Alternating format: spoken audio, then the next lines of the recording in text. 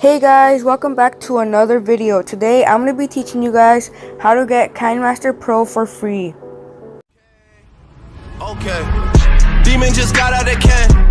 I gave my bro an advance. Love is just not in my plans. Can't keep my dick in my pants.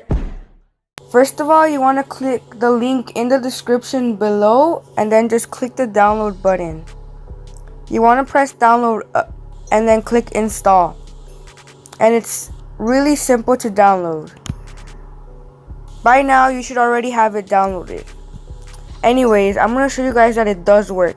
This is the Ruby version of Kinemaster, which is the same thing. It just changes the background to like a nice Ruby thing. And as you can see, it has all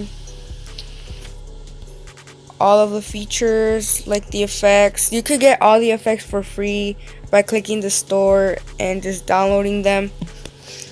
So that's it for this video, guys. I hope you guys enjoyed, and I'll see you guys next time. Don't forget to subscribe and check out my other tutorials. Bye.